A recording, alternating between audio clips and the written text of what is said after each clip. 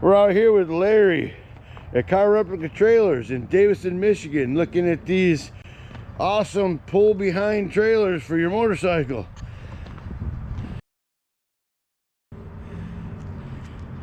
How's it going, Larry? Super duper. We have a beautiful day here in Michigan. I want to introduce you to Car Replica Trailers. We build these gorgeous trailers. They're pieces of art. We make them in 9 different models. Each one is custom made. They hold up to 300 pounds of luggage. They pull awesome behind you and go any speed. We normally travel all over the country with these. We usually travel about 70 miles an hour. We can pass anybody doing 80 or 90 with these behind us. We've been on every road in the United States. All the challenging ones, Beartooth Pass, also Highway 1, 101, and the Dragon's Tail is just a couple of them that we've been on. So these things just pull awesome behind you. You say they're a piece of art, and wherever you go, we say celebrity status comes free of charge, because crowds gather around you wherever you go. We're in Sturgis one year and went downtown Sturgis, elbow to elbow, everybody dressed in black, awesome motorcycle people. They broke out into applaud, and they applauded us all the way through downtown Sturgis. It was just amazing. I get chill bumps even telling about it. So that's the type of attention they get as you go. You can't go by anybody, even in your own neighborhood, and the arm goes up, the finger goes out, and a smile goes on their face. Everybody just loves to see these as they pull down the street. So it's a motorcycle pulling a car is very unique, and people ask, what is that thing? Usually they guess, is that a go-kart? No, it's not a go-kart. Is that a remote control car? No, it's not a remote control car. Well, what kind of motor does that have in it? How fast will it go? So it's comical, all the comments that people make as you travel down the road with these things. But we love them, pieces of art. Check out our website, carreplicatrailers.com. We'd love to talk to you. Give us a call sometime.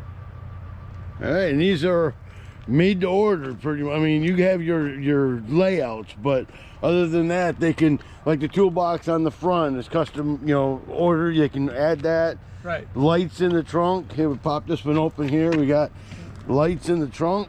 Now we have an accessory page, so you can accessorize them just like your motorcycle. I don't know how well the camera will pick that up, but light strips there. Some of our accessories, you have interior lights here. This whole interior lights up at night. Plenty of storage in there. Lots of storage, lots of storage. You have LED tail lights, 12-inch wheels. They come with metal fenders with inside fender panels on them.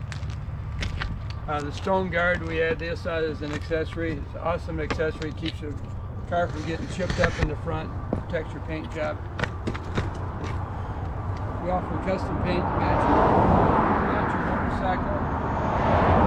This particular trailer here was won in a raffle. It's going to a lucky lady in Las Vegas. She paid $100 for her ticket and won this beautiful trailer that matches her SSR pickup truck. Mine is a funny car that I pull behind my Victory motorcycle.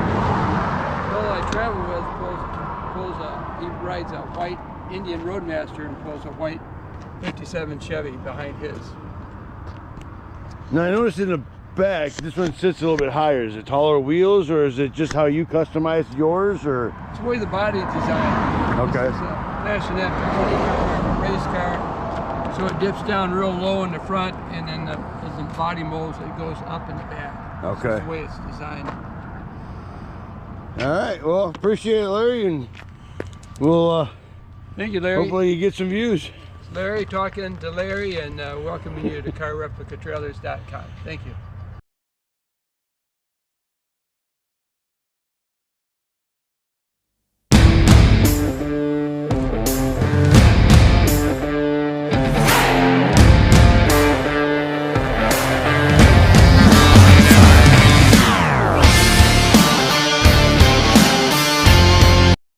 Now here's a 2023 Heritage 120th Anniversary Heirloom bread.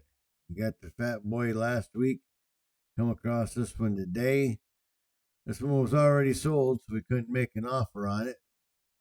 I think my wife was a little grateful of that. But anyway, we figured we'd get a video of it, show it off. As you already seen, we had an interview with Larry there in Davidson, Michigan on car replica trailers. We built some pretty nice trailers there.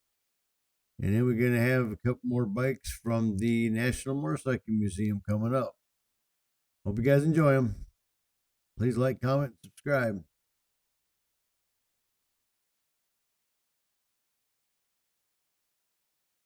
Here we have a 1912 American three-wheeler. It's an Indian tri-car box carried front end and printed as a vintage Wells Fargo mail delivery wagon. The American Motorcycle Company was founded in 1910 by A.J. Musselman, a bicycle and motorcycle brake and hub manufacturer in Chicago. Musselman purchased ready-made engines, frames, and whole motorcycles from Yale, Thiem, and Airmac, which he then rebranded as American and advertised nationally in magazines.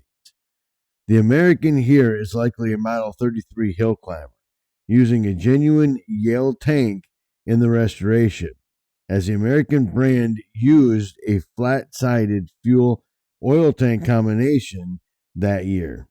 The American Motorcycle Company was short-lived, with production only spanning 2 years, 1910 to 1912.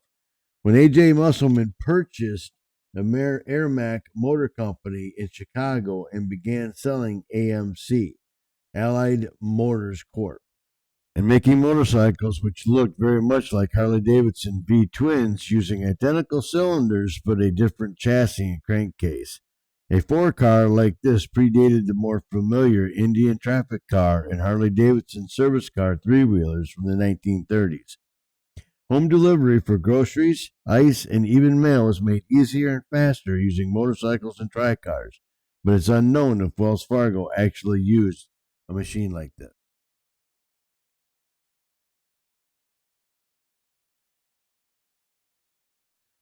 This is a 1913 Spacky cycle car. The product of a pre-Model T age, this cycle car from F.W. Spacky Machine Company was practical transportation before Henry Ford changed the world. By 1914, Ford streamlined his assembly line process to roll out a Model T every hour and a half. The affordable Model T flooded the market, making machines like this cycle car obsolete. In its prime, the unique V-twin powered vehicle offered an affordable, though crude, alternative to the motorcycle. The concept first appeared in the earliest days of the gasoline engine development, when engines were affixed to every number of wheeled contraptions. It wasn't until around 1909 that motorcycle-specific engines made their way into cycle cars.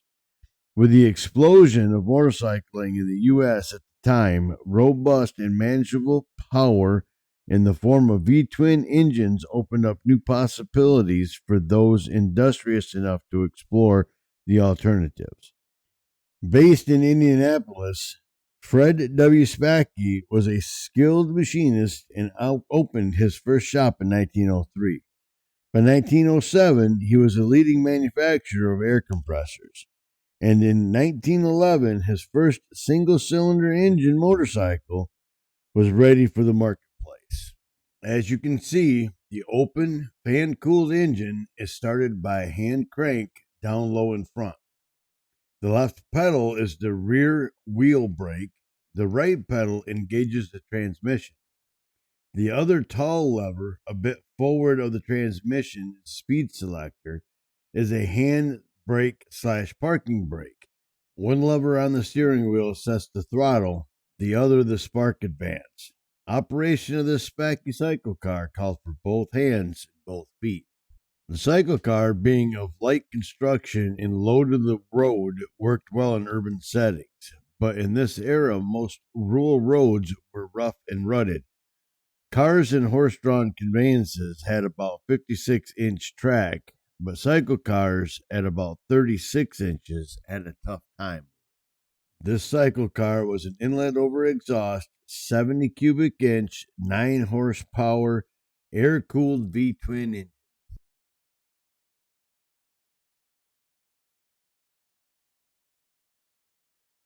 This is a 1913 Indian twin. Oscar Hedstrom and Oliver Hendy, both active in the cycle racing world, got together to found the Hendy Manufacturing Company and build the first prototype Indian motorcycle in 1901.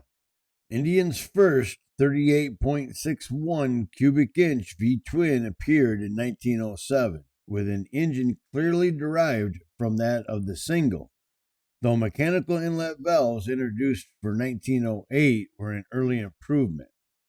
The twin's rear cylinder continued to form part of the frame until 1909, when a loop frame of the type favored by rivals Harley Davidson was adopted. The Springfield Company's first big twin debuted that same year, displacing 61 cubic inch, 988 cc. In 1911, Indians got the first, second, and third places in the Man XTT, and by 1913, Indian was the largest motorcycle manufacturer in the world. The 1913 production was almost 32,000 machines. There were 2,000 dealers all over the world, and Indian controlled some 42% of the domestic motorcycle market in the U.S. They had 4 models in production, with a single speed, single cylinder, and twin cylinder, and a 2-speed single and twin cylinder.